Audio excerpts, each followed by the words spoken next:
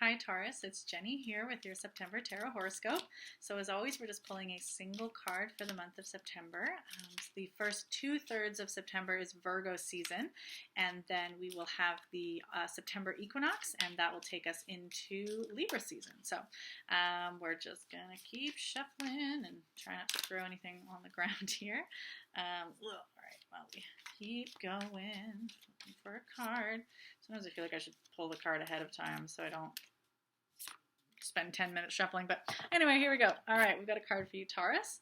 So your card is the Ace of Wands, the Ace of Coins reversed. So this is the way it looks the right way up. So we have this this kind of tree down here and this hand kind of rising out of what looks like a vulva here with this singular coin and a bit more branches there. And it came out reversed like that, okay? Okay.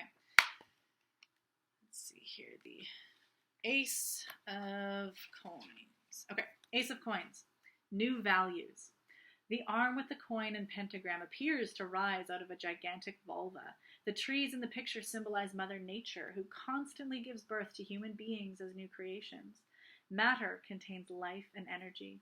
The process of birth is not the only visible expression of this fact. The pentagram, the five-pointed star on the coin, also known as pentacle, is an energy sign and a symbol for man, as its 5 points represent heads, hands, and feet. The card emphasizes the double nature of human beings. You are like the two faces of a coin representing the influences on your character. On one side, experience and expectation. On the other, future events and results. How have I been shaped? On one face, and on the other, what do I give shape to? Each person possesses special talents as well as handicaps. By accepting all that we are made of, we will discover and develop our strengths. Each person has certain talents which are uniquely his or hers. Practical advice. How do you see your role in the world? Do you want to take it easy, or do you want to carry the weight of the world on your shoulders like the Titan Atlas? Your talents become clear in the face of huge challenges, but also in the sum total of small achievements. Recognize the power within yourself. The world is waiting for your special contribution. Conquer the world with creativity and passion. Okay, so this card is, there's lots of kind of things in here. So on the one hand, there's clear birthing imagery here, and it's really like this birthing of new values, but not just values. It's also, it's like, because coins it's an earth element, and it's kind of representative of like physical things. So wealth, the body, kind of things that we work at. So it's tangible things.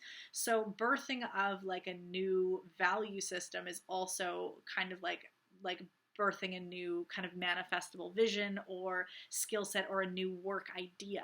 So that there's something new that's physically coming into, well, I mean, if it's a birth, it's a physical thing, but it can be, this value system that kind of shapes the things that we create.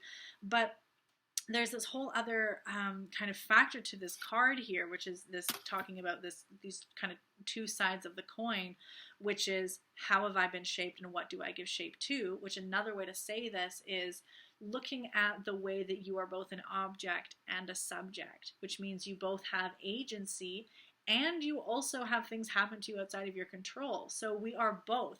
As a subject, we have agency. We can shape the world. We can take our will and our talents and our abilities, and we can make things, shape things. We can harm people. We can help people. We can act on the world as subjects. And that's sort of how we're like kind of, playing out our will.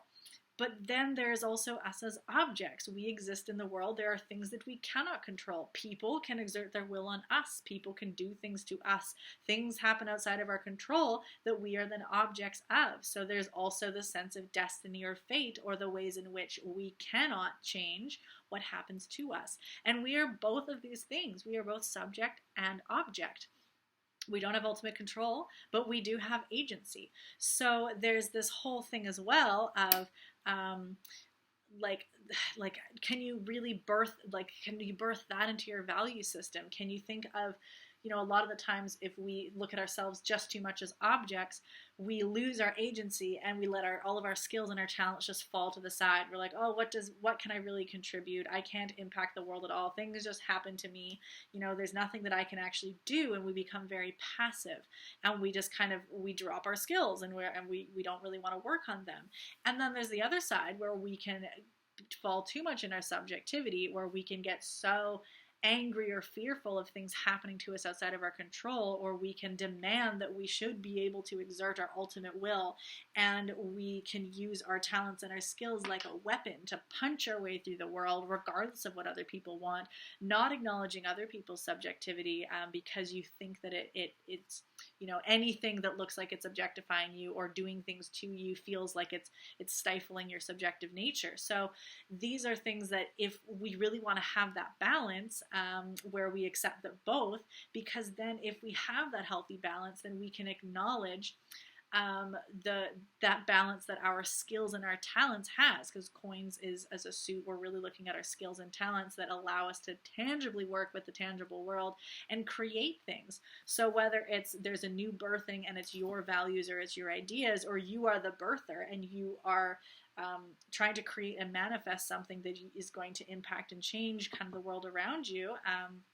And even if it's just in a little way, you could be kind of on either end here, being birthed or birthing. And ultimately, we do both. As an object, we are birthed. As a subject, we create and birth other things. So it's just this kind of cycle that kind of repeats itself. So that's kind of what the card's saying here. So in this particular season, so we're in Virgo season right now, and Virgo season is an earth sign as well. So it has this connection to the earth and tangible realms. And Virgo is a really great, in terms of talking about skills and manifestation, Virgo is about work. Virgo really likes to work, in the sense that work and the ritual of doing the physical, mundane things of this world is a form of service and is a form of worship, is a form of connection to the beyond and connection to the spiritual, by not just leaving the spiritual in this kind of either philosophical mental state or this kind of airy-fairy kind of emotional sensitive space, but like there's tangible things that can be done. What good is your enlightenment if you don't become a good person? What good is all the things that you know in the world if you don't work at it and be kind to each other or realize your talents to the greatest fulfillment? So Virgo season is really about, okay, you've got all these talents, let's put them to work. Let's do something. Let's serve each other. Let's serve the community. Let's bring a greater health, utilizing our talents as agents and as subjects, so that we can exert that skill and will around us in a healing and positive way. So Virgo season is really inviting you to say, like, great, you've got all these skills, let's do something with them. Let's not just let them sit there.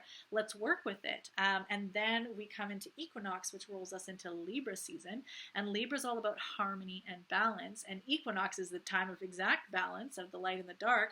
So this is, again, this invitation to view this coin, this balance of you as an individual, of agent and subject, agent and object, and realizing that balance is also not just a fixed point that you arrive at where you're supposed to find the exact amount of, you exerting your will in the world and you being okay with things happening to you and find it and stay there. We can be really stressed out by trying to find the perfect point, where balance is really about, through time, it's a wave function. It's a homeostatic balance between healthy extremes.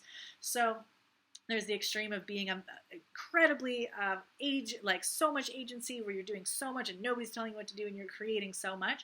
And then there's other times where the world's just having its way with you, and maybe it's in a good way and it's delivering you things that you had nothing to do with, or it's a way where you're just kind of getting crapped on and on and on, and it's feeling rough, but then you come back up and you come back into your subject and agency again. So these are this is balance. This is a life well lived, and a life full of this two sides of the coin of being an object and a subject. So this is that it's not an arrival, it's a process. So even though equinox is this moment that looks like an arrival, it's just one day.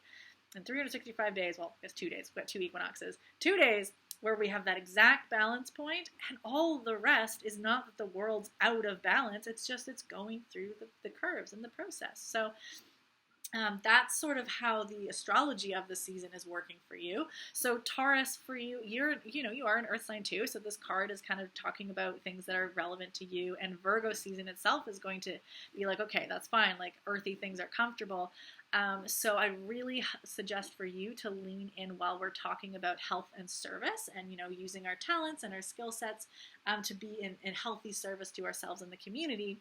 Really landing into the body. Again, earth signs are body. This is an earth sign, and Virgo's an earth sign, and really concerned about the health of the body as well. And Taurus, like the body is your often for a lot of you is your sense of being. Like there's so much of your sense of self is in your body, in your well-being, in your pleasure centers. So really don't be afraid to really land into your body, both as a subject and an object. What can your body do? What is the things that, the fitness or the force that you can use your body to create and move? And how is your body an object that's able to receive? How can it receive pleasure? How can it receive gifts from other people? How can you experience the senses and allow yourself to receive in that way? Your body is both an object and a subject as well. So this is something that if you really kind of try to ground it in your physical space, see what that feels like, then that'll kind of help you kind of figure it out in your head as well. So yeah, I think that's what I'm going to leave you with for this season. If you need any extra kind of assistance, my Virgo season workshop is all up on the YouTube page. Pay what you can. Lots of different transits happening this month, and quite a fair few retrogrades we're in. So that's already a really great time to kind of slow down and land and ground into the body here, and not just be totally rushed out all the time. So take a look on that, and then when the equinox happens and we're moving into Libra season, I'll have another workshop up as well. So there's plenty of things to help you. And yeah, good luck with your September and all of this good fun birthing of different value systems, and yeah, figuring out those two sides of the coin. Take care, Taurus. See you next month.